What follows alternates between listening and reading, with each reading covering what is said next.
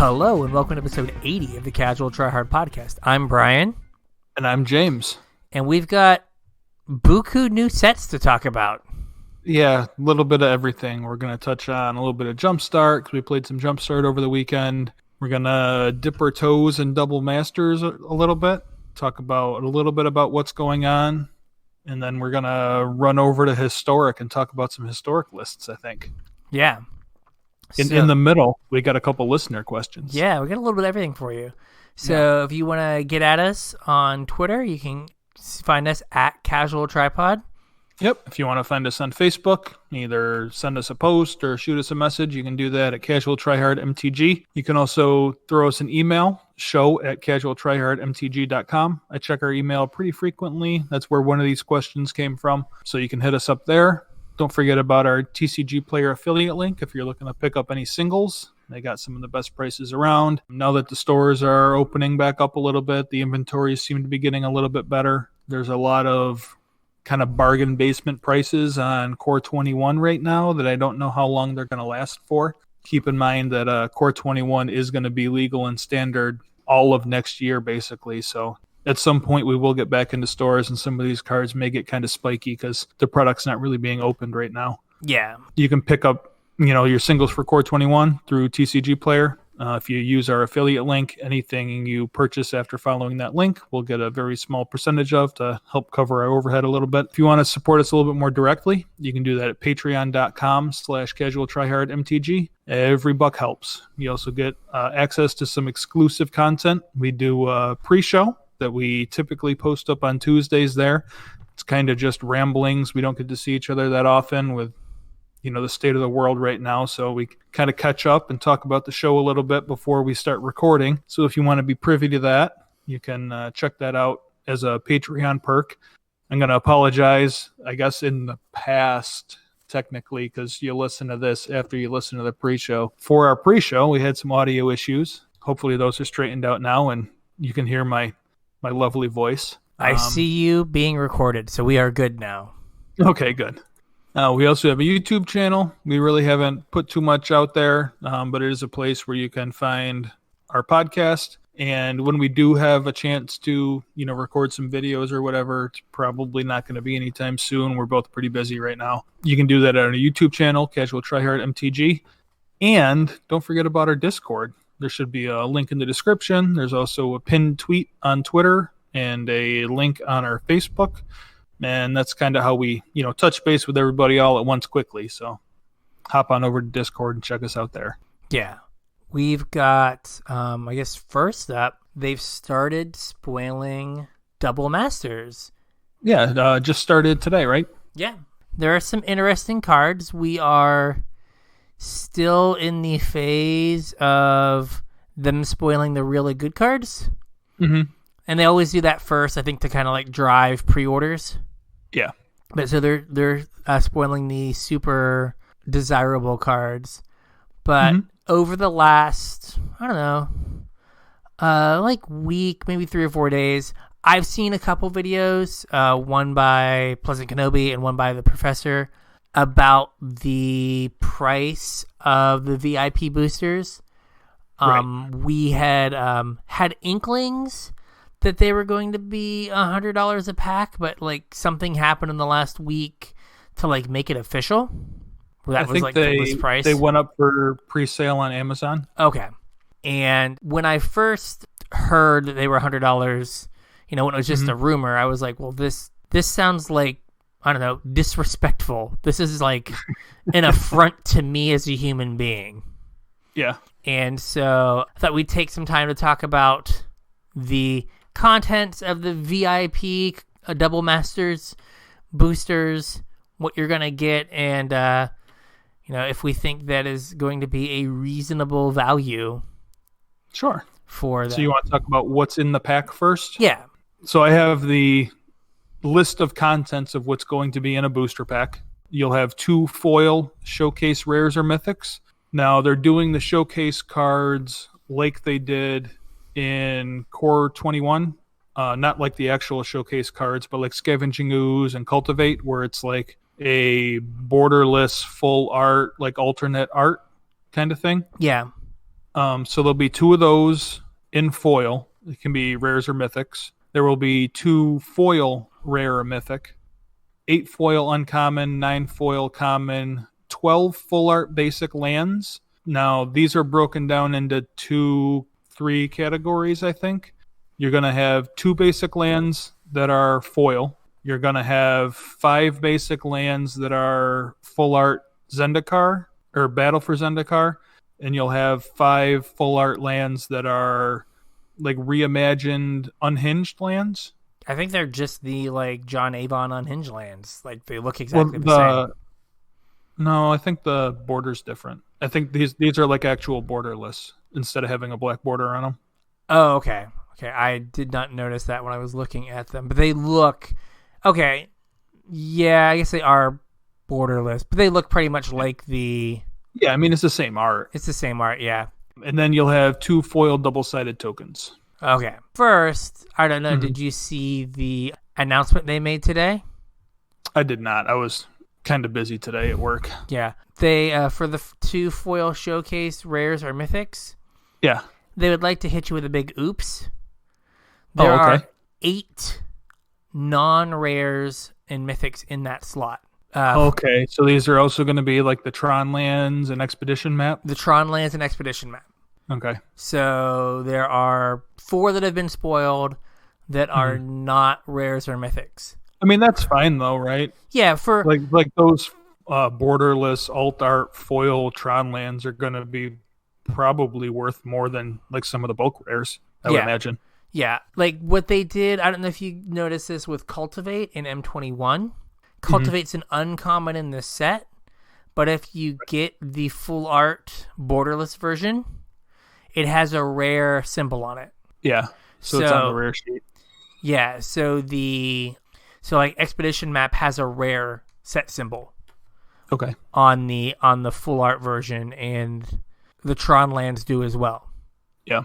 They're either on a different sheet or whatever, but yeah, they aren't all rares and mythics, but you know, whatever. They're right, but like you'd rather get alt art, borderless Urza's Tower than an alt art borderless, I don't know, something else that was spoiled today that's not very good. Sculpting Steel, right? Sunforger? That one actually might be worth money. That's a popular EDH card. Lux Cannon. Lux Cannon, okay. Yeah. Yeah. No, agreed. Yeah, so there was just a little change there that they wanted to clarify. They were like, yeah, oops, our bad. It's like, how do you make these mistakes? So I've told you, and what we have these on here, is like, I feel like the EV on this is like just going to be awful. And I said EV and maybe I misspoke. Like, I can't imagine paying $100 and maybe opening $40 worth of stuff. Right. So you're going to open $40 worth of stuff sometimes, or you're going to open $300 worth of stuff sometimes. Right. And like, that's just such a big, like, it's such a big swing that, right? Like, if you open 3 packs and you just get 3 god-awful packs and you spent $300 on $150 worth of stuff, it would have just been better for you to just buy the singles. Yeah. Like, this seems like a product that is not one that people should be buying and cracking. No, absolutely not. Well, I mean, it depends how you're going to do it. And I think like exactly what you just said is exactly the case. I don't know that you can look at this as $100 booster pack. I think you have to look at it as a $400 box. Yeah, but even then, like, your sample size is pretty small. Right, but you've only got to hit once. True. I like so far, and it depends what we're going to see in the rest of the set, but so far, like, these hits are huge. Like, that doubling season is going to be $100, $150 at least. Mana Crypt's going to probably be $400 or $500. Mind Sculptor, you know what I mean? Like, these are huge hits. They are. And with the price point this high, people aren't just going to be cracking them willy-nilly. it's a lot harder. It's a lot easier to come up with $25. Like maybe you skip lunch a couple days a week, and you can afford one at your FNM. Whereas for $100, like that's something you got to put money away for. That's not something you can just skip lunch a couple days and go buy a VIP Masters pack to crack. Yeah. So I think in general, there's going to be a lot less of these cards out there. And for the most part, like all of these cards see play somewhere, or at least all the ones that they have spoiled so far have had high prices and see play somewhere. And they're all cards that people would want to pimp out. So I think that these are going to be expensive. And like I said, you buy a $400 box. I understand it's only 4 packs, but if you hit once and have 1 mediocre pack and then 2 duds, like you're still making money.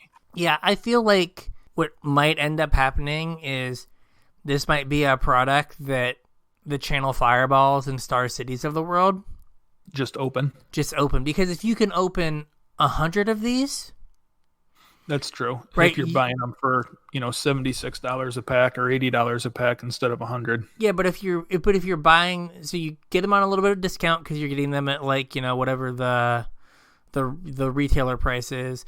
But if you open enough of them, you spread that risk out, right, and you actually get that EV that you're supposed to get on a pack.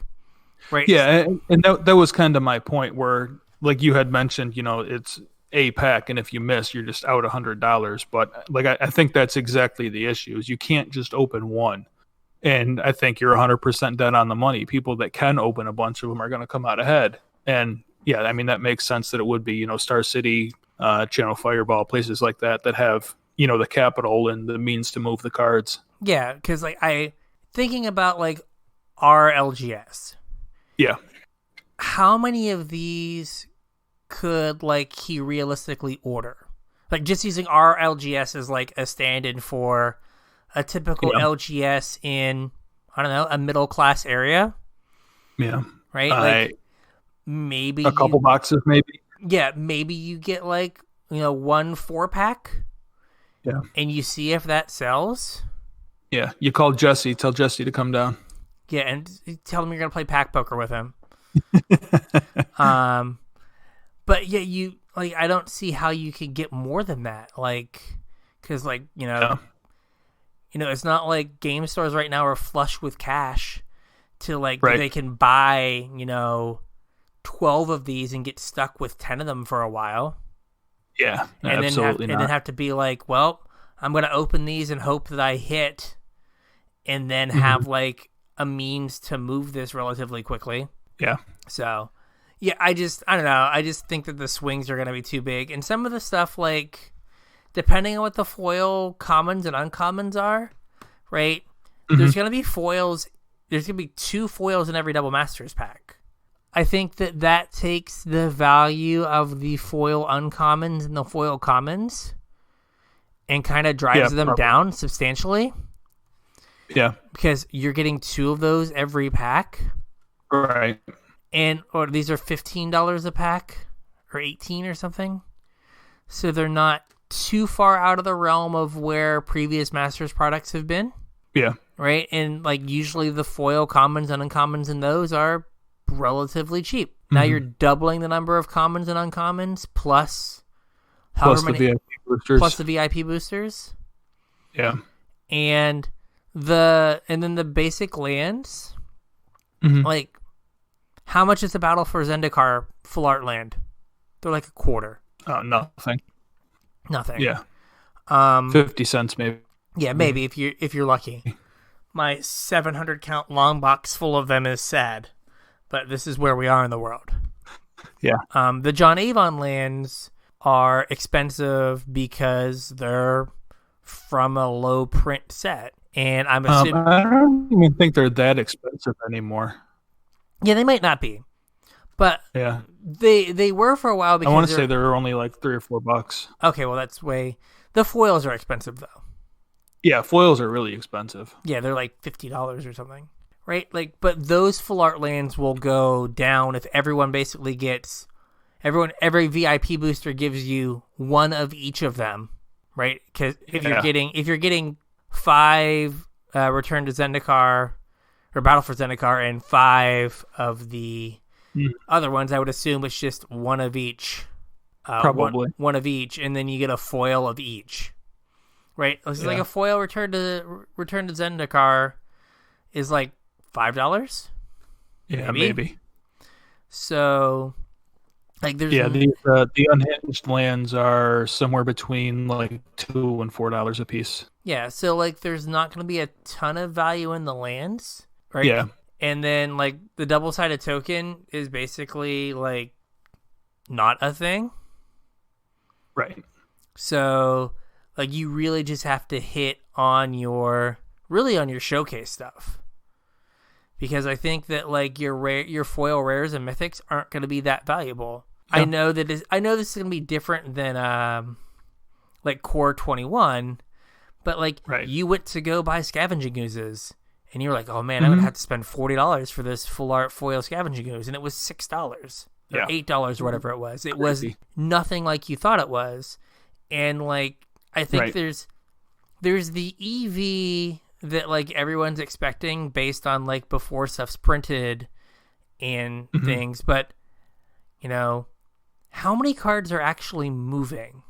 I mean, like, with the state of the world and the fact that like Wizards has basically said we're not playing paper Magic until, or in a sanctioned sense, until, you know, October, I think. October at the earliest, and there's not going to be any like large organized events.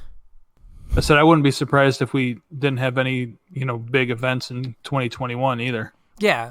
So like, you know, you're really leaning on Commander players to be like peak degenerates. Right. To be like, oh my god, I have to buy that card. Just consume all of the stuff. Yeah, I have to pay $70 for this, and someone to be like, when are you going to use that card? I don't know. I just have to have it to like drive the prices. I just worry that they're gonna put out this product, and it's people are gonna like spend $100 and just like set it on fire. Yeah, because like how many like think of all the like regular Masters packs that you've bought that you just open a 50-cent bulk rare. Oh yeah, that you spent $15 and you got a 50-cent bulk rare. Yeah, I mean, that's kind of like a running joke when you go to like a GP or something, right? You go visit a vendor that's got packs for sale, and every single one of them have a sign like on the top of the, you know, box of whatever Masters that says, you know, if you open Tree of Redemption, we will give you a free pack. If you open Comet Storm, we will give you a free pack. Yeah. And so, you know, there are only like, let's say 4 or 5 money cards. Yeah. Like really truly get your $100 back cards, right? Like if you don't hit one, like, oof. And also like there's the full art Karn. We've got to take a second here, right? Sure. You would think about Mr. Freeze. You would think, ooh, full art Karn. That card's got to be worth something. Have you ever seen? Where's the deep cut? A few years ago, I forget what the name of the painting was, but some nun was restoring a painting from the Renaissance, and she had like no training. Yeah. And Jesus just looked like giant and deformed when she was done. I don't recall seeing that. That's Karn. It was like someone was like, he just looked so weird. Or there's he like does look super weird. And so like I don't know how many people are gonna look at that art of Karn and go like, I want that nightmare staring back at me on turn 3. The only thing that it has going for it, I mean, I don't like the art. I think the art's terrible, but I am going to defend it just a little bit because I just noticed that it's Mark Teaton that did the art. Okay. He was like one of the original Magic artists.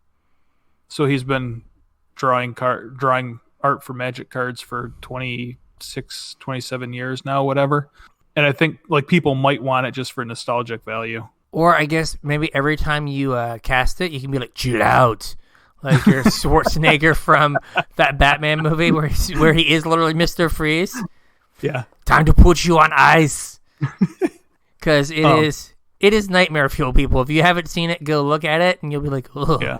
I really do like the new artwork for the Urza lands. Yeah, and it is like a panorama that goes into Karn, which is kind of cool too. I would be cool with my full art Urza lands going into Karn with old school Karn with no pants, and I feel all right. And if someone was like, "Hey, why don't you have the other Karn?" and I'd be like, "Hey, I want to sleep at night." Yeah, like just pump the brakes here. So I guess unless you love to gamble, I don't think the VIP booster product is probably for you. You're not wrong. I definitely don't think it's going to be as accessible or should be as accessible as the collector boosters are. I know I wouldn't feel bad, showing up to an F&M and, buying a collector booster or whatever, just, support the store, try and pull something cool. You never know what you're going to get kind of thing. Yeah. I definitely don't see myself showing up to F&M and, buying a VIP edition $100 booster pack. I think that's a little insane. It is. So I think you just hit it right on the head is maybe it's not for you. And, that's okay, I guess. I'm not going to lose sleep because there's something that wasn't designed for me. I don't buy bikinis either. And I'm not mad about it. Thank you for not buying bikinis. That would be come back from a long day at a GP and just find Carson in his bikini in the room. I wasn't ready for that. I guess my thing is I don't know who these are for, right? I know there's the mythical whale, right? I should be that person, right? Based on my household income, I can't imagine doing that. Right. You know what I mean? I just can't, especially on the heels of, hey, here's Core 21. Yeah. Hey, here's Jumpstart. Right. Hey. Here was Ikoria a month and a half before that. Yeah, Ikoria a month and a half before that. Hey, on Arena is going to be Amonkhet Remastered in 2 weeks. Yeah. Oh, hey. Yeah. And then, it's yo, Wizards, I only have so many dollars. And, pump the brakes. Yeah, I've got to keep a house to put these cards in. Right.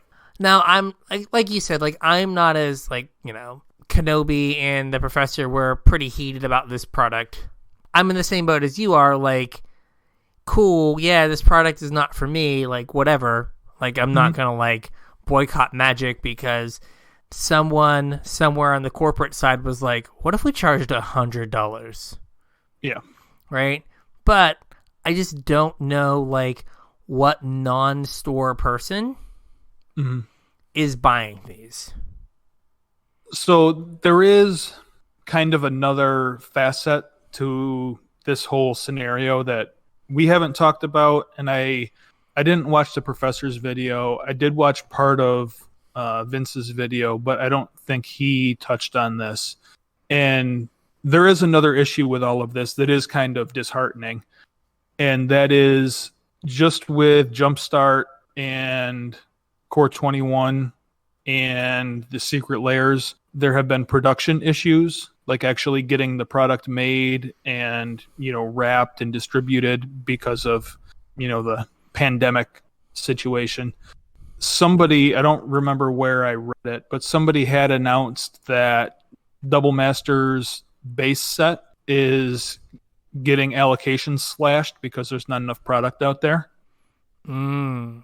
However, the VIP boosters have not.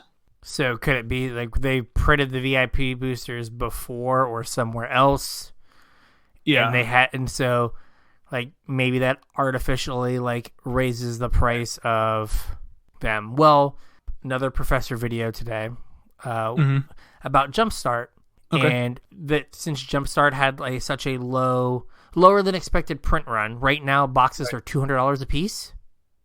Wow. Yeah, and he's they're gonna print to demand, or it's an unlimited print run, so don't spend $200. But then just showed all these pictures of just garbage printed cards. Yeah, I did see some of the basics that were double printed as a mountain and an island. Yeah, there was a Phyrexian swamp that like just didn't have like part of the colors. Oh, There was really? a Phyrexian Rager that was like it looked like maybe it was the blue wasn't in there wasn't out any blue ink. Oh. So like you had the black, but then there were just sections that were white that didn't get colored in.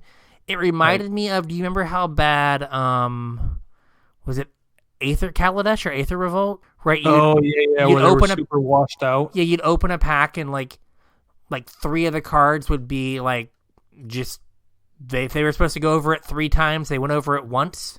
Yeah. There was a lot of that where it just looked like really off. So like that's not reassuring, especially if you're spending $15 a pack.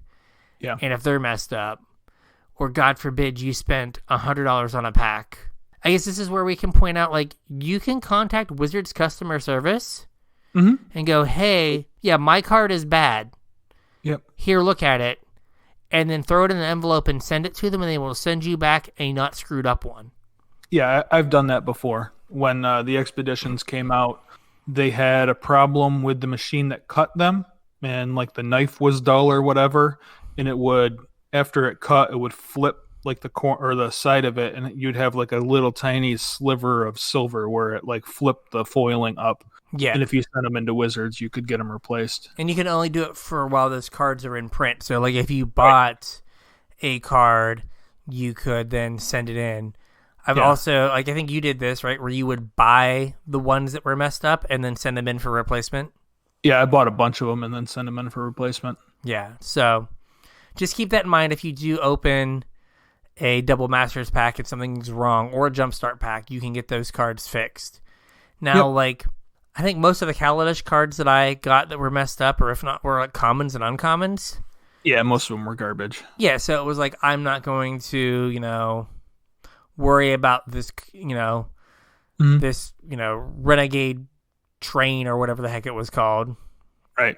Renegade Freighter. Yes, and be like, oh man, I got to send this in. But, if it would have been, a Chandra, like, okay, fine. Yeah. This gets us into some listener questions. Yeah, one of them was kind of related to Double Masters, so we're going to do that one first. And then we had a question that I think we talked about briefly, just mentioned that it was there last episode or the episode before, but didn't really go into it, so we're going to cover that one as well. Yeah. So we had an email from Canyon today. I guess the email came through yesterday, but we're going to talk about it today.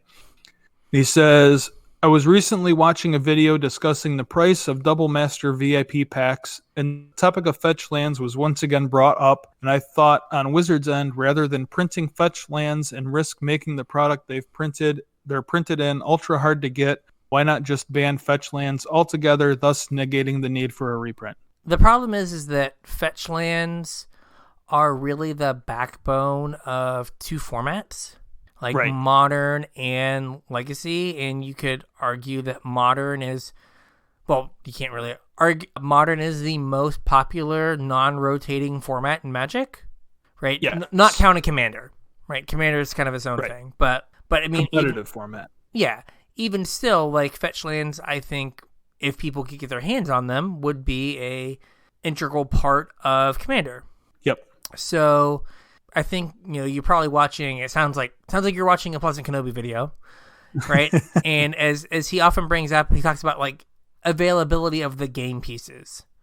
Yeah. And like these are they've become integral parts of integral game pieces, and they've been around for a really long time. Like the first ones were the Onslaught, and then it was the Zendikar. Yep. Are when they were printed. So Onslaught was almost 2000, right? Was it like 99 or 9? Something I think it was like 99. That. Right. They've been around for a long time, so they're just part of the game. Yeah. And so it seems really difficult to say we're banning these because we don't want to print them. Yeah. Right. They could have, I don't know, put them in Jumpstart. Mm-hmm.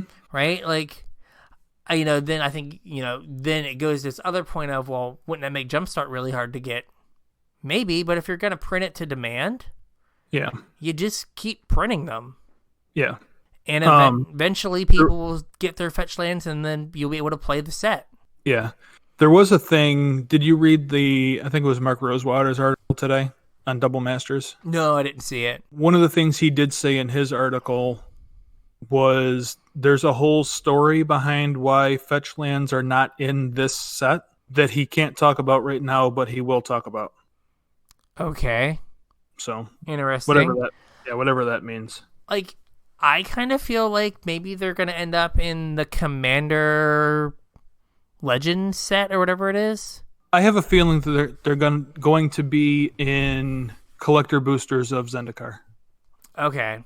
But, like, that would feel awful that you, like, are opening standard legal packs, getting non-standard legal cards. Well, they're not going to be in normal boosters. Yeah, well, that's what I mean, though, right? But, I mean, collector boosters are still standard packs. Well, I don't know. Were people pissed when they opened a Priceless Treasure in original Zendikar? No. I mean, I guess you can make that argument. I don't know. It just seems weird. Like, for all the stuff they do for, like, new players or newer players, I guess collector boosters aren't supposed to be for them. Were you upset when you opened a Flooded Strand in your Oath of the Gate, or not Oath of the Gatewatch, Battle for Zendikar booster? Or Wasteland in your Oath of the Gatewatch booster? Well, Flooded Strand was legal. Oh, that's true. It was. Yeah, but so whatever Verdant Catacomb. Yeah. No. Or how about a Mox Opal in your Kaladesh booster? No. So yeah, I guess that's kind of the same thing. Yeah, I don't know. It just feels weird that they would put them there. Yeah. But well, I mean, it's a way where they can print a whole bunch of them because obviously collector boosters sell. They do, but collector boosters are like a limited print run, so it kind of has the same issue that putting them in Modern Masters 3. Yeah, but their like quote limited print run has been getting bigger and bigger and bigger every time they do collector boosters. Yeah, I think that the solution to the problem is not to just get rid of Fetchlands. It is to just print them in a way that they become available. Yeah, there's two problems with just getting rid of Fetchlands. One from a gameplay perspective and one from a business perspective. We just talked about the gameplay perspective. You can't just ban them out of formats. So I guess there's actually three things. You can't just ban them out of formats because then you drastically change how the format operates. The second thing that kind of goes hand in hand with that is all the people that are holding these, $100 a piece Fetchlands, like play sets of all of them, are going to be kind of angry if they can't play with them anymore. Like I have actual pages of my binder would be worthless that are, currently thousands of dollars. Well, I turned all of my extra Fetchlands because I had a bunch from drafting Battle for Zendikar. Yeah. Into Mox Diamonds. Yeah. Right. I just buy listed them at like $15 or $20 a piece. Mm-hmm. And made them Mox Diamonds. Right. So I would have been out if they banned them. I would have been out, $1,000. Right. And what happens if they ban the Zendikar ones that haven't had a great reprint? I mean, you're talking $100 a piece for like Scalding Tarns, right? Yeah. So they ban all the Fetchlands. You're out $400 in Scalding Tarns, $400 in Verdant Catacombs, $5 for Marsh Flats or whatever. You know what I mean, though? Black White Burn. You're costing your players thousands of dollars by banning these out of a format. And that's probably something that people are going to be a lot angrier about than not being able to afford Fetchlands. Yeah. The other part of that, as I mentioned, it's not a smart business decision.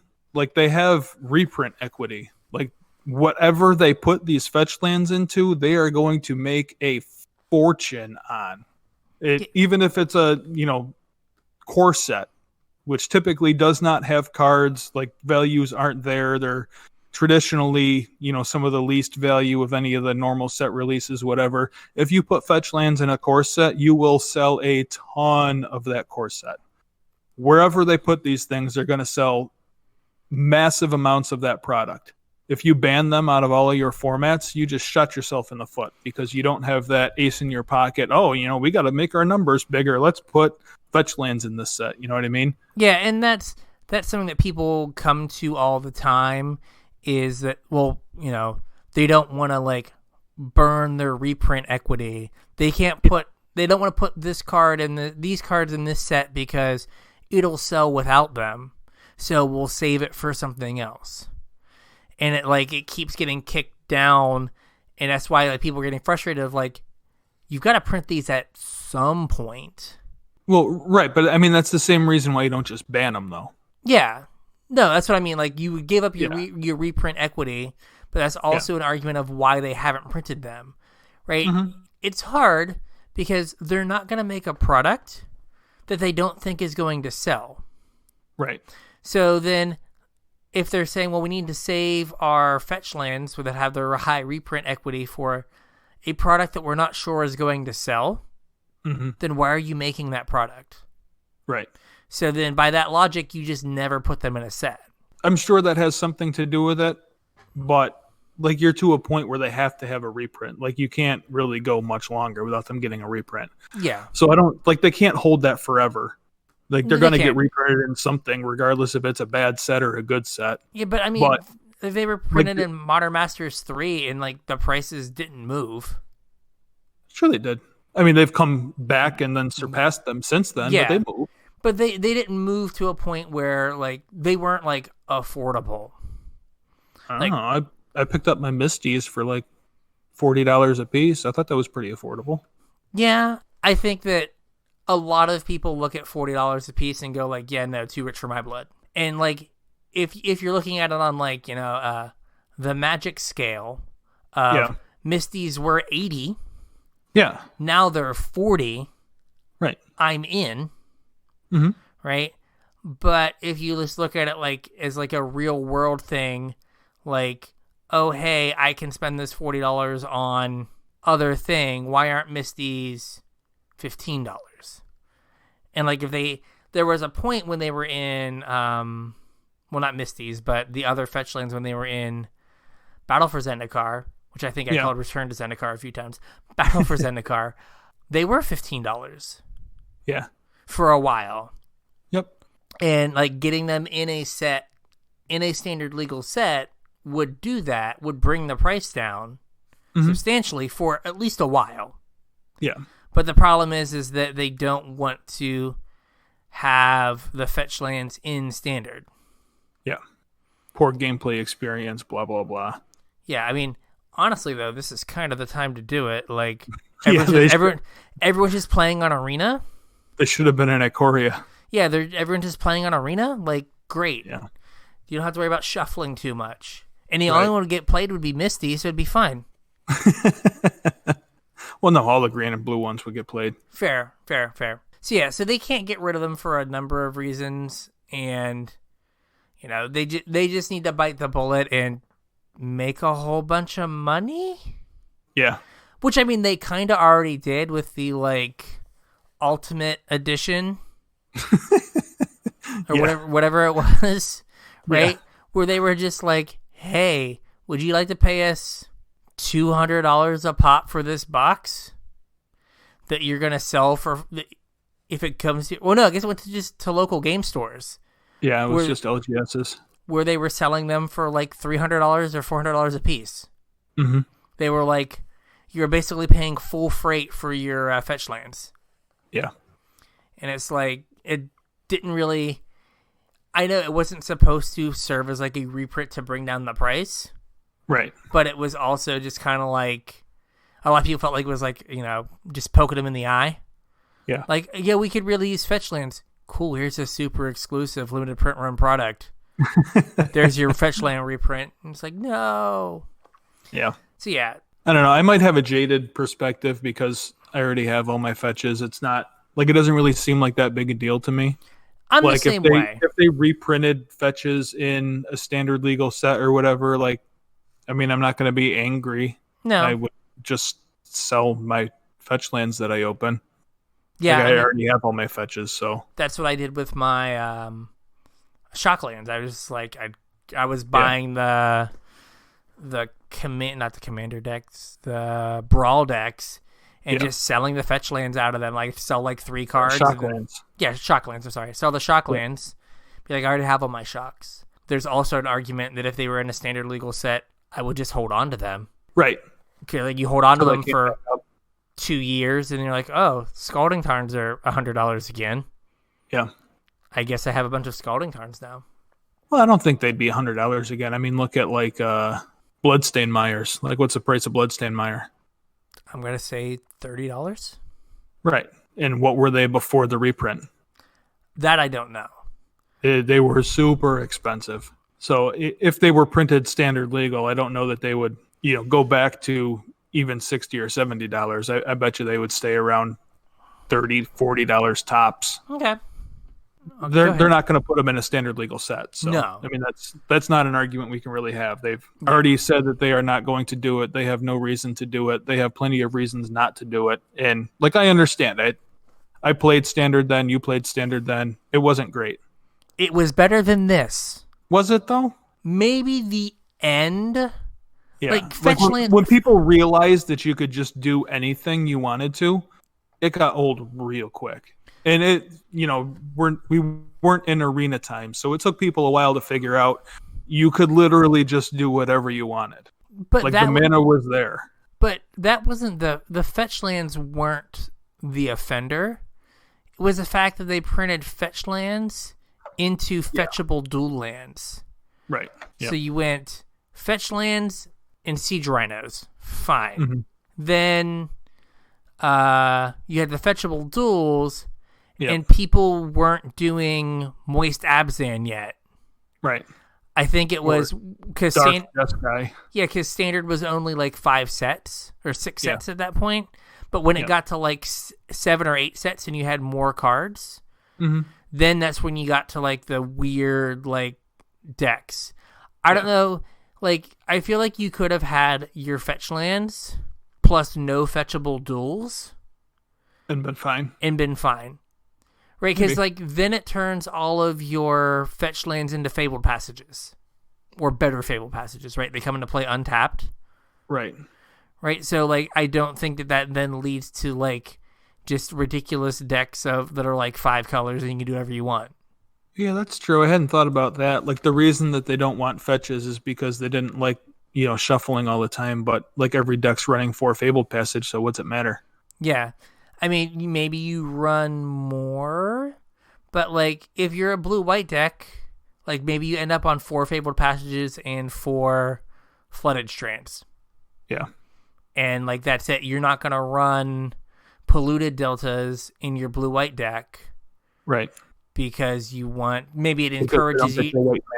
Yeah, maybe it encourages you to be Esper at that point, but I don't think there's a huge difference between, 4 Fabled Passages and 8 Fabled Passages in air quotes. Right. So yeah, I don't know. I think that like the fetch lands kind of died for the sins of the fetchable duels. Yeah. All right. So next question. Yeah. From Papa Jr. Yeah, Papa. There was some other stuff at the end that I didn't copy, but yeah, Papa Jr. Basically, the question is there are like 4 basic archetypes in Magic, right? There's aggro, mid-range, control, and combo. Yep. And why can't I just build a mid-range deck? And I say, hey, I have 15 sideboard cards. I'm going to devote 4 cards to control, 4 cards to aggro, 4 cards to combo, and 3 cards to be like my mid-range breakers. And then that be my sideboard. Like, why can't you just kind of look at it as that simple? Or that just like, I've got 15 sideboard cards. There are 4 archetypes. Just split up the cards, and then I'm good. I feel like we just talked about this. I mean, it wasn't super recent, but it wasn't that long ago, right? Yeah. So like a similar topic. Yeah. So we've talked about before is that when you sideboard, you're trying to change your deck. Right. And you're trying to do like 2 things. You're trying to bring in cards that are good and take out cards that are bad. Right. Right. In the simplest thing. Right. And maybe against aggro, you have 8 cards that are just awful. Right. Right? So sometimes to get rid of those awful cards, sometimes it's correct to bring in suboptimal cards that are better than awful. Yeah. Yeah, you want to bring in some less awful cards. You might have some cards that are specifically for aggro, but you want to bring in some less awful cards. So that leads you to wanting to have more flexible cards in your sideboard. Mm-hmm. So, for example, what is it? Is it Return to Nature? Mm-hmm. Right? That card destroys an artifact, destroys an enchantment, or exiles a card from a graveyard. Right, so it's not just exile a card from a graveyard, it's not just artifact or enchantment, it does all those things. Mm-hmm. So it covers when you need to kill a wilderness reclamation. Right, and it also covers when your opponent's trying to, bring back an Uro. Exactly. And so it gives you more options to do things. So that's one thing, is like oftentimes there's just too many cards. So you need to have cards that are going to fill double duty. Yeah, and like specifically, they wanted to know if they just build a mid-range deck, right? Well, typically mid-range decks have like a reasonable amount of removal in them, and those are all dead cards against control. Yeah.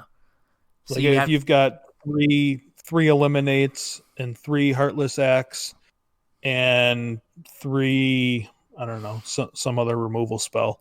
Like those cards all just do nothing against your control opponent that's sitting on new Teferi. Yeah. They just don't do anything. So all those cards need to come out, because if you ever draw one, it's just a dead card that will never have a target. Yeah, so they all have to leave. And so you have to have things to bring in. Yep. And also, like, it's in Standard, it's a little easier, but to say that you're playing against a combo deck is a super broad statement. Yeah, especially if you get back like into Legacy, where the combo decks are like vastly different from each other. Right, you need specific hate cards for each different combo deck. Right, so, using the Legacy example, you can be playing against Storm, which is a spell-based combo. Yep. Or you could be playing against Dredge or Reanimator, which is a graveyard-based combo. Or you can be playing against Dark Depths, which is a land-based combo. Right. So to just say, like, I have 4 combo cards doesn't do enough. So if you're playing against Depths and you're white and you have Swords to Plowshares in your sideboard, those come in. They would have come in against an aggro or mid-range deck, but they also come in against that combo deck. Right. Where against Storm, you wouldn't bring in Sword. You'd have to have something specifically for spell-based combo. Like Thalia. Like you'd have Thalia or Deafening Silence. Yep. Something like that. So, I mean, even in like Pioneer, so we just go back kind of like one step, right? There's Lotus Field and Kethis combo that rely on the graveyard and casting a bunch of spells. So there, and then you have an Inverter that like doesn't fold, like Graveyard Hate doesn't do anything to it. Yeah, makes their life easier sometimes. But the first 2 decks, right? You could bring in Damping Sphere, or you could bring in Rest in Peace or Grafdigger's Cage, right? Leyline of the Void. Leyline of the Void. Those all work against those combo decks, but they don't do anything against Inverter. So there you need like hand disruption. And your hand disruption is also good against control decks a lot of times. Right. But your hand disruption's not great against the Breach and the Kethis combo, because they rely on their graveyard stuff. Yeah, you're like, oh, they put it in my graveyard, I'll get it back at some point. Right, eventually. So, yeah. So, and then the same thing with like aggro, right? There's like, if we use Modern, for example, like Affinity is an aggro deck. Right. Right. When so is Infect. So is Infect. So is Burn. Right. Right. Like maybe there's some overlap between Affinity and Infect in that they're kind of creature based. But Burn can just lightning bolt you. right? So while they do have creatures, they are more spell focused in those other decks. Yeah. So, right, removal might be better against Infect and Affinity. Yep. And removal's fine against Burn, but sometimes when a lot of people were playing Burn, people had to play Dragon's Claw, which gains you a life every time someone casts a red spell. Yeah, or not something you're going to bring in against Affinity or Infect. Yeah. So, right, I think a lot of mid-range decks, their sideboard is 15 cards when they register the deck. Right. But there's the maybe board where their actual sideboard is 50 cards. Yeah. And I know I have a whole section of my Staples box that's like Jund sideboard cards, and it is way more than 50 cards. Yeah, I have a ton of just depth sideboard cards. Just things that I could see myself needing in depth depending on what the metagame looks like. Yep. It's identifying having flexible cards that can fill multiple roles. Mm-hmm. Because you can't just have 4 aggro cards because you might need to bring in 8 cards. So you need cards that can be good against aggro and mid-range or whatever, right? And it's also knowing which 15 cards to bring. Right? And like that's where being tuned into what's going on in the metagame and things like that really matter, as opposed to just being like, well, I have 4 combo cards, because if Kethis combo has been doing really well in Pioneer, you would have bring graveyard stuff. And like we said, if you're playing against Inverter, you want to have different cards. If everyone's playing Inverter, you need ways to break that up, which are going to be different than the ways you need to break up Kethis combo. Mm-hmm. Like you have those big buckets of the archetypes. Yeah. Within each bucket, there's so much variety. Yep. It's kind of like your dice bag, right? Yeah. It's like, hey, there's dice in here. And it's like, oh, but there's a whole bunch of different dice. Right. And they're all like in different little pockets. Yeah, they're not all the same. So, I mean, unless you're in Standard. Did you see that thing I tweeted out? I don't know what event it was from. It might have been like day 1 of the Star City event. It was all Teamer Rec. It was the first deck was Mono Red by Salty Dog. Yeah. Who only plays Mountains. Yeah. And then I checked places 2 through 11 were Teamer Rec or 4-color Reclamation. Oh yeah, is that something new? Yeah, they put Teferi in it. They splashed white for Teferi. Okay. Yeah. And then I think the next 5 decks, I think 3 of them were some Reclamation and 2 were not Reclamation's deck. So basically 13 of the top 16 after day 1 were playing Wilderness Reclamation and Expansion Explosion. Only till September. Only till September. Isn't that a song? Wake me up when September ends. Yeah. Green Day. Yeah. What is it? Ken just sent a message in the Discord that was just like, Wilderness Reclamation needs a ban. Yeah. Yeah. And normally I would kind of push back, but I don't know. They've been so ban happy. Right. If they hadn't been banning stuff like every 3 months for like the last 2 years, maybe I'd be like, you know what? No, we can work our way through this. But like, I think it's been pretty well shown that we can't work our way through Teamer Rec. Yeah. Yeah. I mean, it's always like right after a ban, it's always been the deck that is there. Always, always, always. All right. So we played a lot of Jumpstart. We talked about paper Jumpstart, but we played Jumpstart on Arena. Mm-hmm. How did you feel about the way they implemented it on Arena? So this was something I saw today that I hadn't thought about, right? So I was fine with the pay 400 gems, get 2 packs, right? Yeah. It was 2 packs and then 2 ICRs. Yeah. And it was, you could get 2 individual card rewards. You had to win 2 matches or 2 games. Yeah. But there was no maximum number of losses. So you could just keep going. Yeah, keep jamming. There wasn't a deck that I didn't get 2 wins with. There were a few decks. I had some.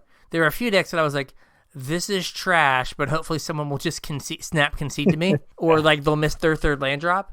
That was something I didn't like, is because there was no like loss limit. Right. Like there were a lot of games you would get like, to, a reasonable part of the game, and your opponent would just be like, yeah, this is taking too long, I'm out. Mm-hmm. You're like, oh, like you weren't losing, like we were at parity. This might have turned out to be an interesting game, and they bounced. I didn't see a ton of that. I don't think I ever got scooped too prematurely. Your 3 land thing was an issue that we'll talk about in a minute. Yeah. But I didn't see too much of that. Yeah, I think I had a couple times where like my opponent would mulligan like once or twice and then just scoop. Oh. Like would just scoop on their mulligan. They would mulligan to 6, and if they didn't like their 6, they would just go away. Yeah, I didn't see any of that. And either. I was like, oh, okay, cool.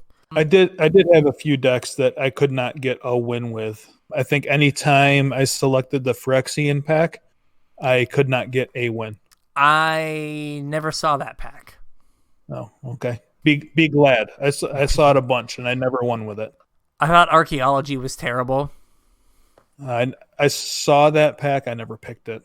So something that a lot of people complained about, and Saffron Olive did a good video on it today, was, so when you think, oh, hey, I get 2 packs, plus if I can get 2 wins, I get 2 rares from the set. Awesome. Well, what if you want 4 Allosaurus, whatever, Shepherds, right? Oh, yeah, that could take forever. That is from one version of I do believe that is a mythic theme, or not, or is that an uncommon theme? Is mythic? I'm not sure. There were 2 versions of it, so it might have been uncommon. Yeah. Right, but there's no way to buy the cards from the store. So while you're spending 200 gems on 2 packs, he pointed out you don't get your wild card progression, right? You normally, if you open 2 packs, you get, each pack is a 1/6 of a rare wild card and a 24th of a mythic wild card. Right. Well, with this, you didn't get that while you opened 2 packs, but it didn't move your wild card progression at all. Yeah. So the only way you could get your Allosaurus Shepherds was you just had to jam games and hope you got the elf one, and hope that it was the right elves one.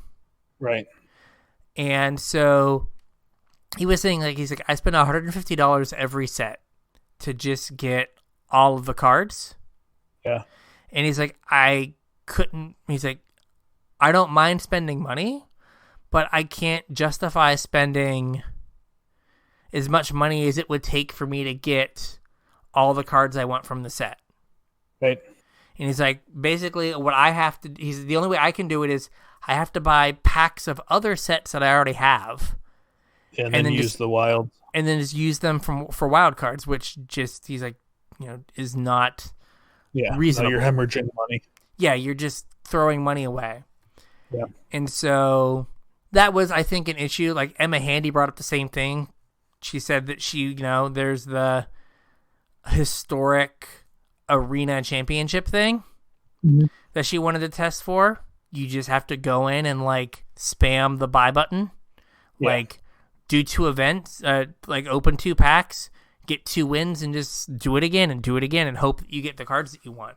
Yeah. I also was not super thrilled with the fact that, so they made changes to the set where they brought in basically standard legal cards or cards that were already on Arena into the set, but they gave them the Jumpstart set symbol. Right. So, you have your, what is the 3/4 Pegasus that whenever you cast an enchantment, you get a Pegasus? Arcana Sun's Grace. Yeah. You have 4 from Theros. Yeah. Oh, well, now you're working on 4 more for Jumpstart. Yeah. Right? The cards that they just randomly put in Jumpstart, they could have just made their original set symbol. Yeah, so you didn't have to get 4 more. So you didn't have to get 4 more. Like Woe Striders. I have 7 Woe Striders right now. Yeah, Woe Striders, Scorching Dragonfires, because like Cauldron Familiar. the things that were in M21 got the M21 set symbol. Right. But the things that were just kind of randomly thrown in Jumpstart didn't. And that just kind of felt like, why are you doing this to us? Yeah. Because, think, if each of your Woe Striders was 20 gems, maybe you would have done an extra Jumpstart. Mm-hmm. Absolutely. Right? Or if your individual card reward wasn't a Woe Strider, maybe it would have been a card that you didn't have from Jumpstart. Oracle of Mooly Dooley. Oracle of Moldiah, or whatever, right? Like, you could have got a card that you wanted. Right. But instead, they were just like, yo, have this. Yeah. And also, so Saffron was talking about Mikaeus. Mm-hmm. He wants to play some green-white counters deck, and he wants Mikaeus. Of course, right? Wants Mikaeus. Yeah. Well, Mikaeus comes in heavily armored. Heavily armored is a common theme. Oh, yeah. So there are 4 of them. Right. And he only comes in 1. So you've got to pick the heavily armored every single time and hope that it's in the 7 packs you get to select from. You have the 6 and then packs. hope, yeah, and then hope that the one that you picked was the one with him in it. Yeah, and so having a 1 in 121 chance, of opening it, and I know that whatever the odds aren't quite there, but it's not great. Yeah. So it's just the fact that you couldn't just go in and buy a bunch of packs and have the duplicate protection, right, and get your cards to play historic was, I don't know why they wouldn't have done that. I'm sure someone figured out that they're going to make more money this way. Yeah. But also just let people spend money how they want to spend money. Yeah. So I wish that hadn't been done. Oh, I was just looking through these Jumpstart things while we were talking, and I was trying to get Phyrexian Towers, and I just realized that they're not in the Phyrexian pack. Oh no, what are they in? They're in the Minions pack. Oh really? So I opened the Phyrexian pack that was terrible, and I never got a win with it 4 times. To get Phyrexian Towers? Yeah, the entire pack is garbage. Because they replaced Shieldred with Carnifex Demon, and that's all you get. Nothing else in the pack is anything. I had Mythic Spoil. I tweeted out a couple lists. Yeah. And then I tweeted out your little the color coded or the shaped thing, the tier list of the packs. Oh yeah. And then I tweeted out the Mythic Spoiler page. Yeah. And before I would pick a pack, I would just go look at what cards were in the packs. Yeah. And a lot of times I just picked my packs based on what was not how they went together. Yeah. But what was in the pack. Mm-hmm. And I was just like, Planeswalker theme, take it. Oh, have to take elves. Cool, I don't care how these go together. Right. I just need I need a chance at, Craterhoof and Allosaurus Shepherd. Yeah. And I'll take this Mythic. So, we have some land issues. Yeah, that was my biggest thing. And especially with that Phyrexian pack. All those cards are expensive, man. Yeah. And, what are there, 8 lands per deck? Yeah, there are 8 lands per deck. So when you squish 2 of them together, you get 16 lands, right? Yeah. Well, that's not enough lands for a limited deck. Well, I know on limited resources they say that maybe the right number of lands for a limited deck is 16, but we play 17, so we have enough colored sources, right? So you can have a 9/8 mana base. So maybe Wizards thought okay, we give everything a dual land, and now everyone has a 9/9 mana base, right? You have 9 sources of each of your colors. Yeah. The problem is when a lot of your packs have a bunch of 7 and 8 drops in them. Yeah. Right? You can't play a 16 land deck and put a 7-drop in it. Right. Like, you 100% can't do that. Well, you can't play a 16 land deck with 2 6-drops in it. No, you can't. Like, you just will never cast them. Like, every one of these has a 6-drop in it. So every one of these is going to have 2 6. Every deck that you build is going to have 2 6-drops in it. Yeah, and they're just like borderline uncastables. Yeah. You know, I know people have done the math, and I'm sure I could look it up. But like in a 16 land deck, like, you don't hit your 6th land drop probably until turn 8 or 9. Yeah. Maybe 10. Like, somewhere in there, 8, 9, 10 is where you, like, statistically you're supposed to hit your 6 land drops. Somewhere in there, right? Yeah. Well, if you draw both your 6 drops, you die because you just have 2 turns where you don't do anything. Right. And, like, even, you know, your odds of hitting your 3rd land drop go down substantially. Mm-hmm. And with 16 lands versus 17 lands. Yeah. So, right, that was, like you said, there were a lot of times I had people scoop to me because they, like, or I scooped because I went, like, all right, keep a 2-lander, don't hit my 3rd land. Like, my opponent went, like, 2, 3, 4, and it's like, yep, I'm done. Yep. Game's over. Yeah, and it was like, this is just more pronounced than it would be in a regular limited environment because I would have one more land to draw.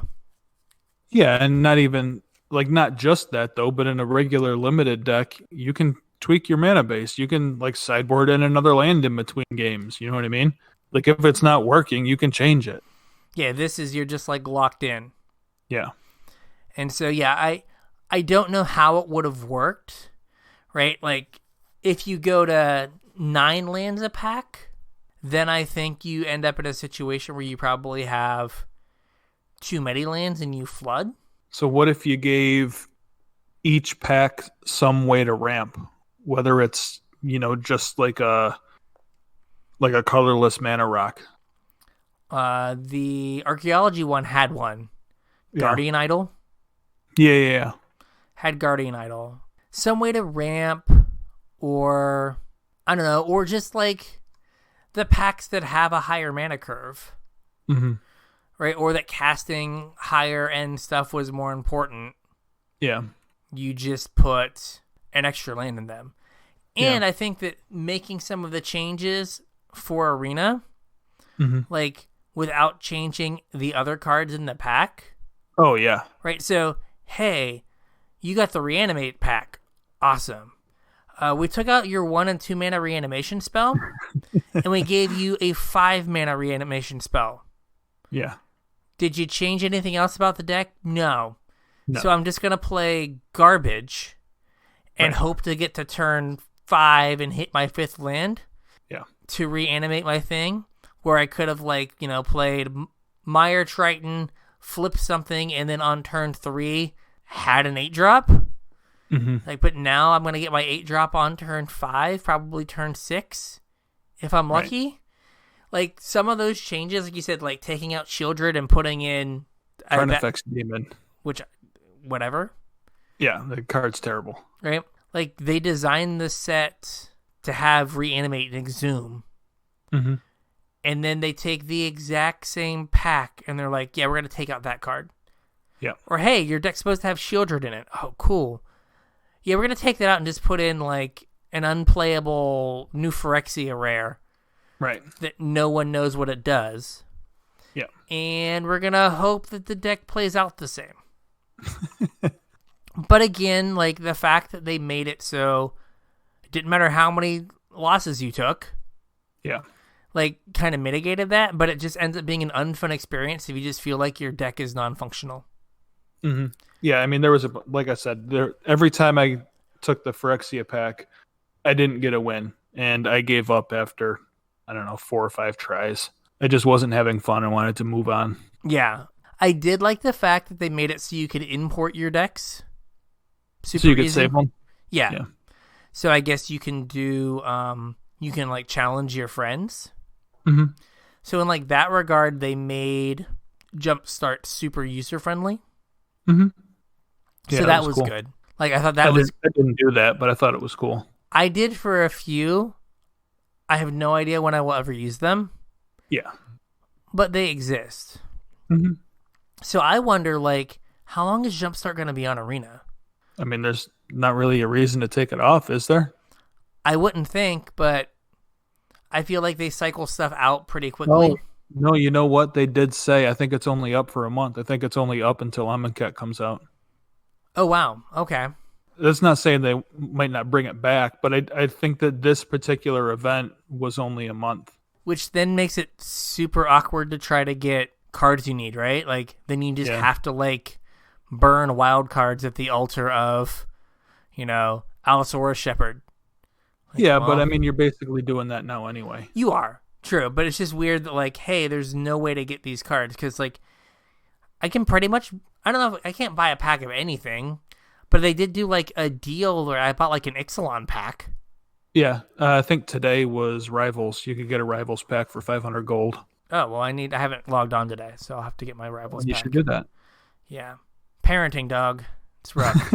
It's rough. All he does is, like, puke on us all the time. It's not good. It'll get better. Hopefully. I think they made it really new player friendly, making everything pretty low stress. Yeah, and I think that was kind of the point. Like, it was supposed to be an introductory set. It wasn't supposed to be for, people like me and you to smash noobs with. So I think we talked about this in the pre-show. That we both did the special, like, $15 for like $20 worth of gold or whatever, or $20 worth of gems. Yep. And that's basically all I used for. I didn't even use all of that for Jumpstart. I was using it for Jumpstart, and then I got to a point where I was just like, meh, I'm kind of done now. Yeah. Like, so like Jumpstart held my interest for like 3 days. And then I was like, yeah, I think I'm good now. Yeah, I think I'm in about the same boat. Yeah, like, I know someone, I forget who it was like, oh, like all the games are different because there's so many different packs. And it's like, yeah, but the packs are like close enough. I think it was the professor who was like, oh, the games are different. It's like, the packs are close enough. Yeah, I really didn't think all the games were different. I thought they all played out pretty much the same. Yeah, they all felt pretty similar. Yeah. So, also, another thing with the lands, if you're playing, you can know what deck your opponent's on based on the lands that they're playing. Right. Because they're all the featured land or whatever. Yeah, so they're all the featured lands. So you're like, oh, this person's playing the elf one. They either have Allosaurus Shepherd or they have Craterhoof. Yep. Oh, this is one of the showcase lands. They have I had the Black Choke Swamp. Okay. It's Lily. So, you know what they're playing. You know what you have to worry about, which is also, like, super weird. Yeah. And that might be a more enfranchised player thing. Like, picking up on, like, Yeah, it was kind of open deck lists. Yeah, that, like, quarter of a win percentage of, like, knowing what your opponent's playing. Yeah. But, yeah, that was also odd. Mm-hmm. You messaged me and was like, have you figured out how to, like, favorite your land in Arena? And I have not. I even went and Googled it after you sent me the message. I feel like that was a thing. I remember talking about that at some point, but for the life of me, I can't figure it out. And it's super annoying when you're trying to build a deck or, you've just imported a deck and the lands are different or whatever. And you have to go through and get rid of, whatever garbage land that is pre-selected for you and have to, like, put in the one that you want. Like, the Phyrexian Swamps, sweet. I want all my swamps to be Phyrexian Swamps, except the Phyrexian Swamps all the way at the end. And you've got to scroll through all of the swamps to get to it. Yes. They should, like, make it so you can, like, just from, like, in your settings or something, these are the lands I want. Yeah. Always default to these. Yeah. Done and done. I never want to have to go or, like, hide all the other swamps. Mm-hmm. I want this one. If I change my mind, I will go back and find a different swamp. But for right now, trust me, I don't want to see, an Ixalan swamp. Or a Dominaria swamp. Yeah, I am good. Yeah, I really wish that was a thing. Yeah.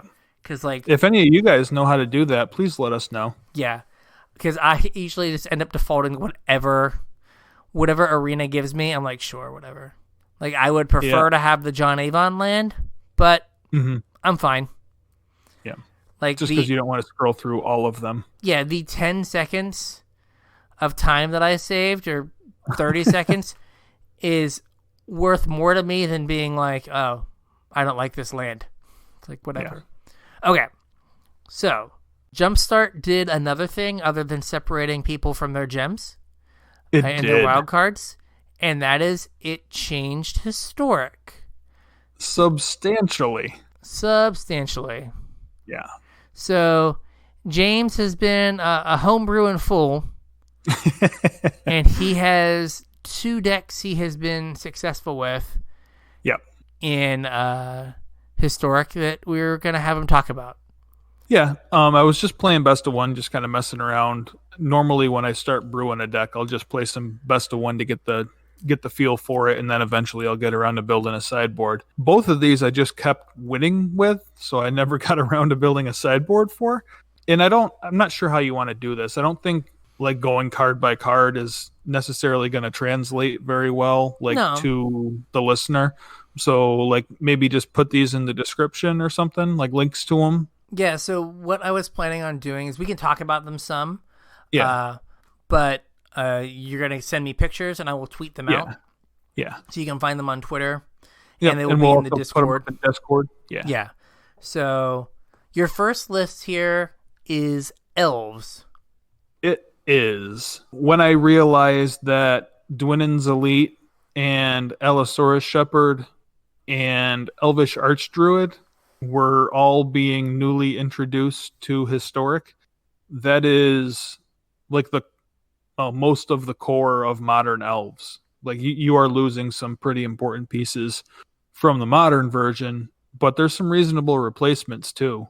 And I was just kind of clowning people with this deck. It just kills out of nowhere. This deck I think is pretty well like set, but there are 2 different ways you can go. You can either use Allosaurus Shepherd as kind of an Azuri stand-in, where he's just like overrun on a stick and you just like build up a critical mass and then kill your opponent.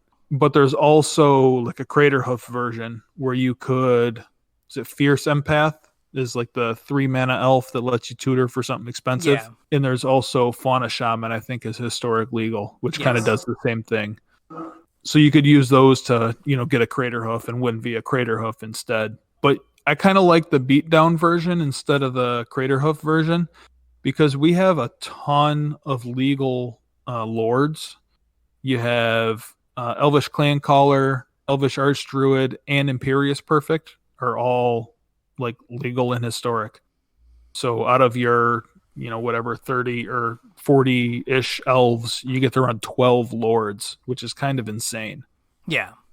And then, like, I put Growth Chamber Guardian in here. You probably wouldn't play him in, like, a Craterhoof version. It's a little bit better, like, in a beatdown style version, because you really need a way to catch up when you're done. Like, in Elves, you're kind of vomiting your hand all at once, trying to, go wide and then buff the team and kill.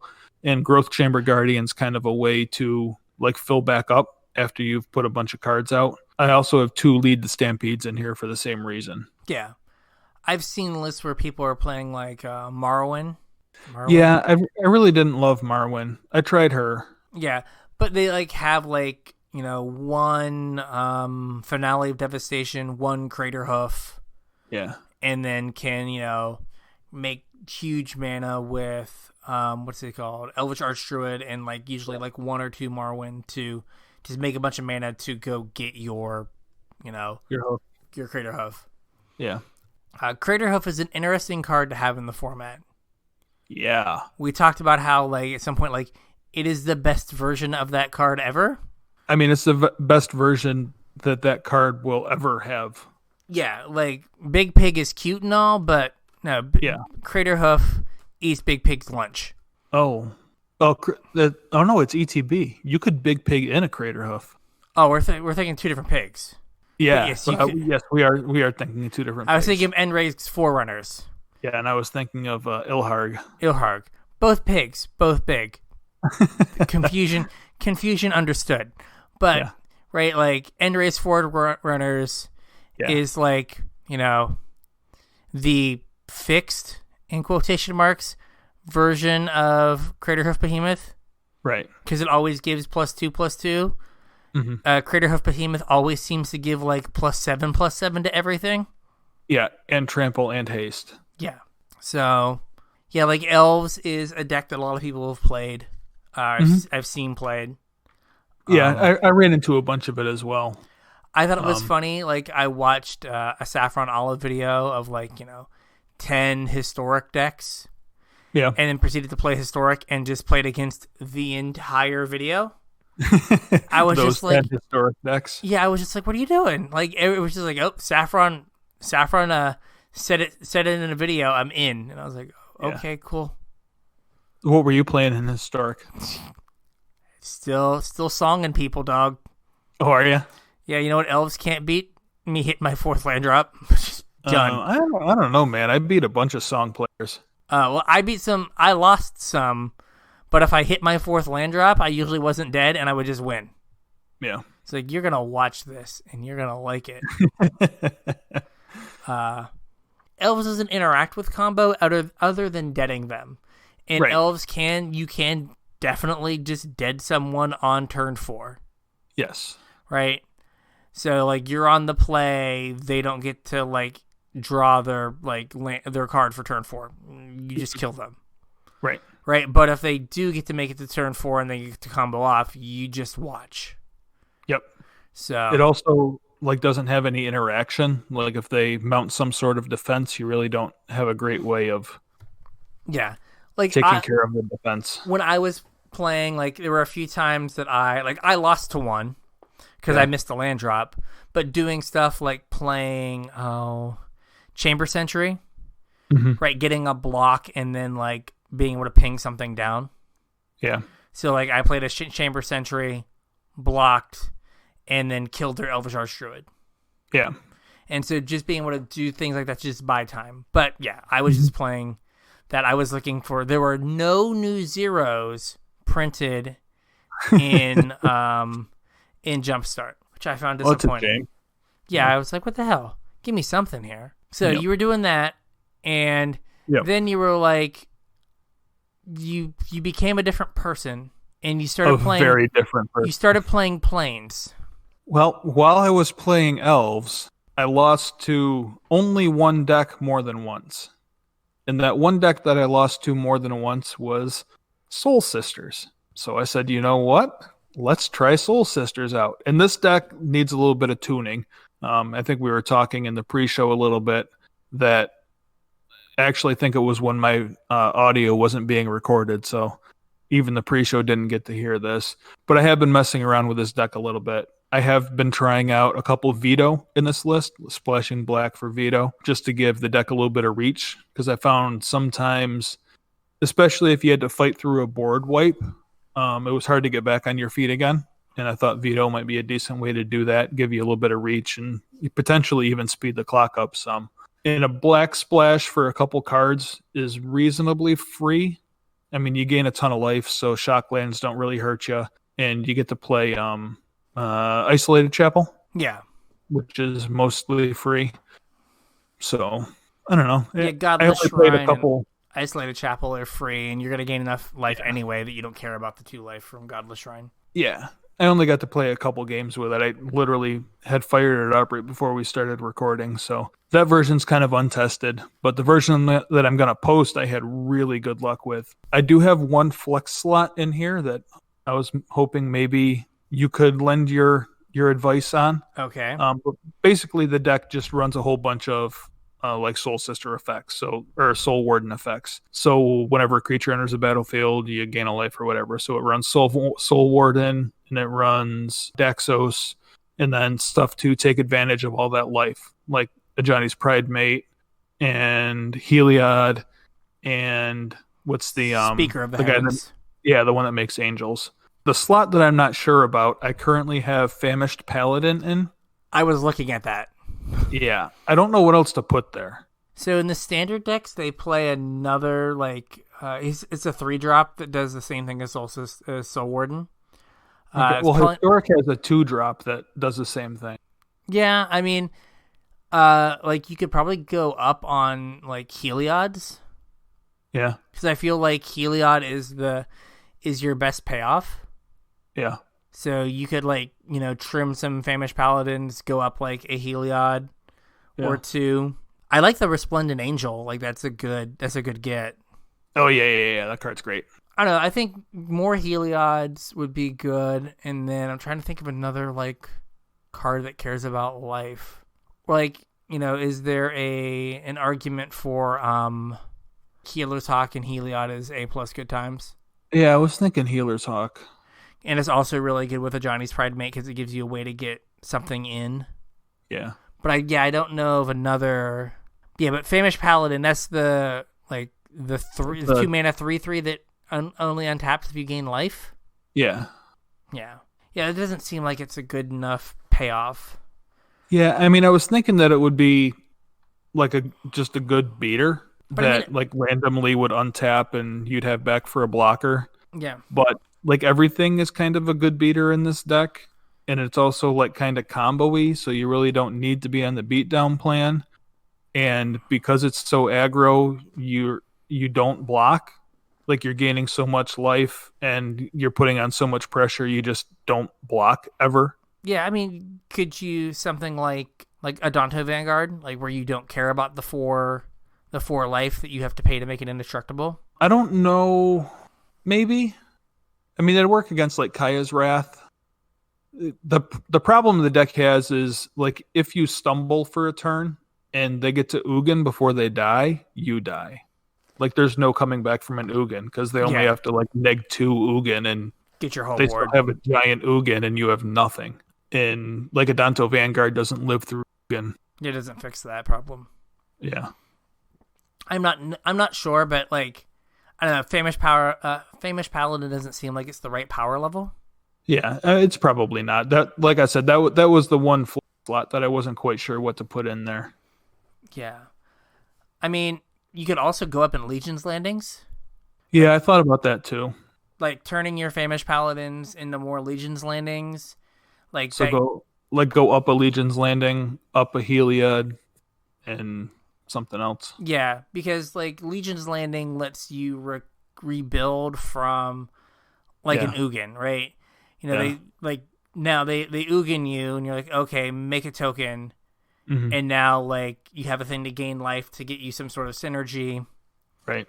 And apply pressure because if you've got them to 1 or 2, maybe being able to go make a token, and then be able to get that last point of damage in with that, or make them have to resweep you.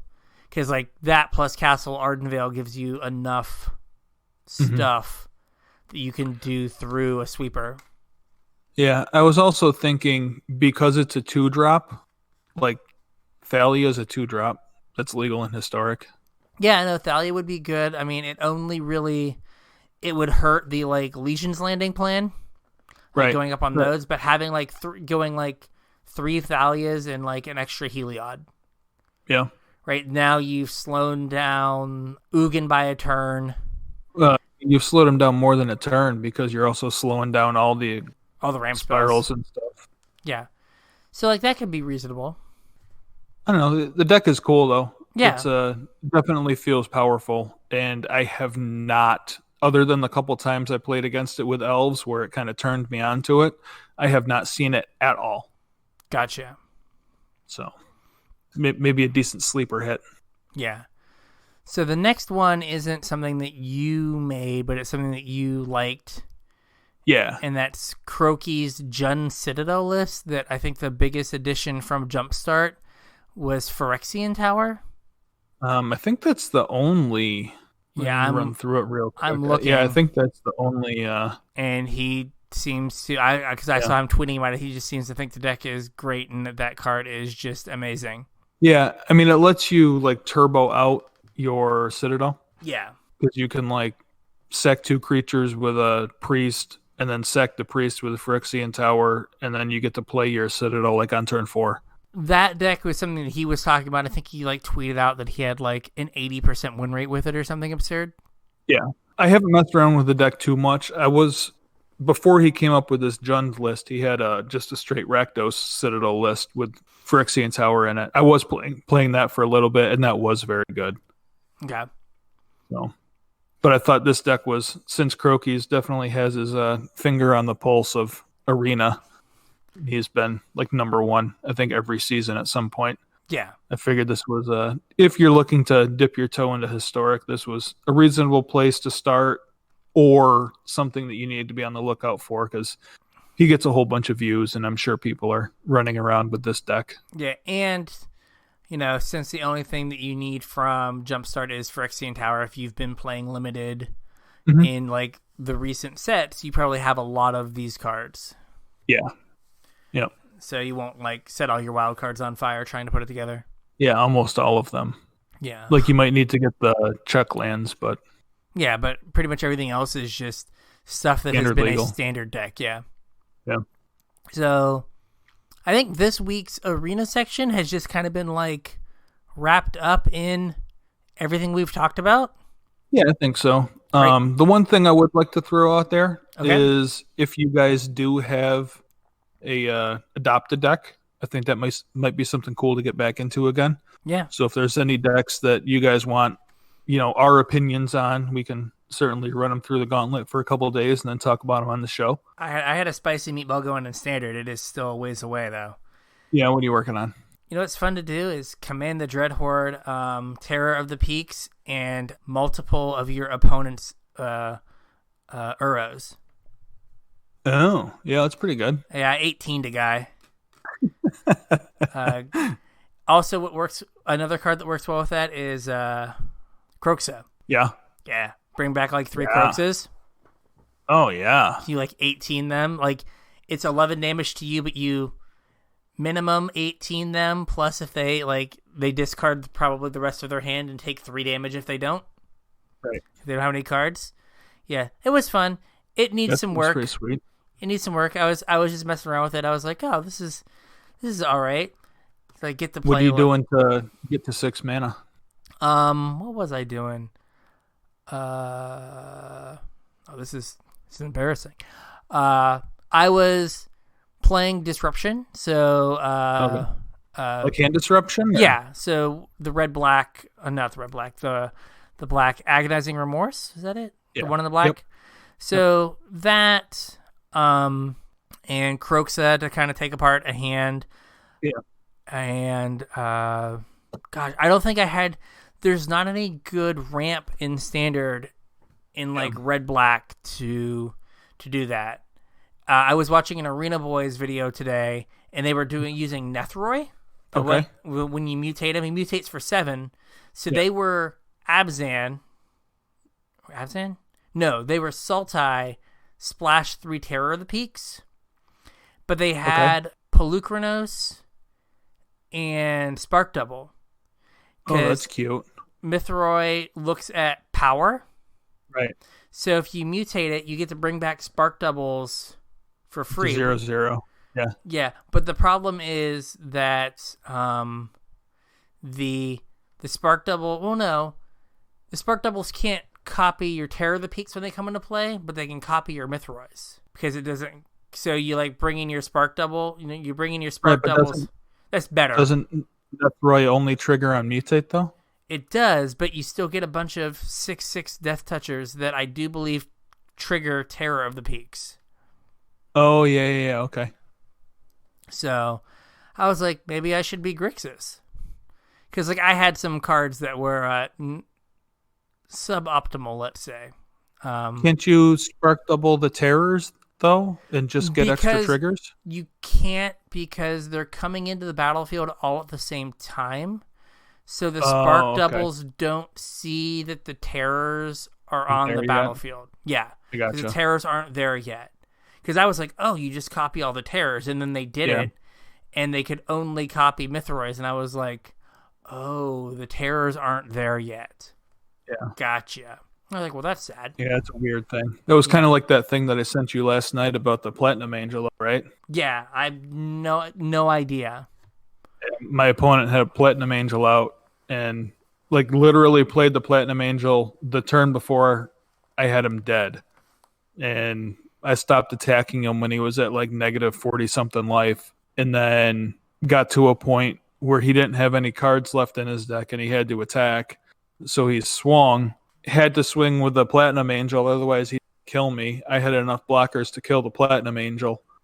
So like damage happened and I lost. I don't understand how that happens, because if the Platinum Angel dies, we both have negative health and it should be a draw, I think. I don't know if it's one of those things where like state-based actions checks life totals, but hasn't cleared the Platinum Angel off the battlefield. Okay. So the Platinum Angel is on her way to the graveyard, but not there yet when it checks to see if you have no life. So since she's not in the graveyard yet, she still gives her protection. I'm not sure. Yeah, I don't know. But it sounded to me like a weird state-based actions. Yeah, I mean, thing. It probably is. I'm not a judge, so. Because, like, I know to die, it's, okay, you go to 0 life, because Logan said he had to do this against someone, like, in a tournament, where he was like, the guy went to 0, and Logan's like, okay, go to check state-based actions? You're dead? But, so I don't know if it's one of those things where, like, the damage is done, then state-based actions checks to see your life total, are you alive? Is Platinum Angel dead at the same time? And Platinum Angel was on her way to the graveyard, but now you're already dead. I don't know. I would have messed it up in paper. Yeah. So. Well, I mean, I wasn't living through the turn. It was either a draw or you it's a draw or you lost. Yeah. Yeah. So. But yeah, if you have an arena deck for us to play, I think we both request that we don't play Temur Rec. We know it's good. Yeah, I would much rather not play Temur Rec, so something besides Temur Rec. We also know that 4-color Reclamation is good. So yeah, I don't want to have to float mana through my end step, please and thank you. But if you got something else, yeah, we are game. Sure. So to get us those decks, you can tweet us at CasualTryPod on Twitter. Yep. You can also hit us up on Facebook at CasualTryHardMTG. If you want to shoot us an email, you can do that at show@CasualTryHardMTG.com. Also, don't forget about our TCG affiliate link, tcg.casualtryhardmtg.com. Hit us up on Patreon if you want to hear half of a pre-show this week and also get access to our show notes. We appreciate everybody that does that and helps to keep the show rolling, support our hosting fees and yada, yada, yada.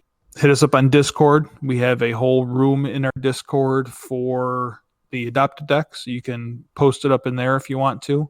Also, our patrons get a special invite to our finance room where we kind of post up our finance specs a little bit before we tell everybody else. Nice little perk of being a patron, so you can look forward to that. I'm sure there will be some stuff coming out with Double Masters. Oh, yeah. When the prices tank, I will be keeping people wildly informed what needs to be done. Yeah. I am looking forward to maybe snagging a few things. This could be my chance where I finally buy into, what's it called? Tron. But based on my track record, I'm still waiting on the other shoe to drop for Inverter. Yeah. So, might buy into Tron and then ban it. I mean, it's not like it hasn't happened with Golgari Grave Troll and right. And everything else. So yeah, if you want multiple times. Yeah, if you want them to ban Tron in Modern, send me $200 and I will buy 4 cards. Guaranteed. Tron is gone within 6 months.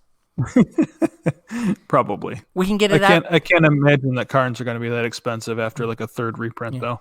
If you want me to get them banned in 3 months, I'll buy some full art foil Mr. Freezes, and that'll take care of it in 3 months. By Christmas, we could have this deck gone. Yeah. Somewhere. We could probably get it gone in like a month if we sent you 4 full art Mr. Freezes and sent the other Brian 4 full art Mr. Freezes. Brian Gottlieb. We could make this happen. Yeah. There we go. Entron today. All right, continue on with your very much better outro than my stuff. Oh, no, that was it. I was done. All right, well then, Yeah, we covered it all. we will catch you on the internet. We'll catch you on the internet. See you guys. Okay, bye.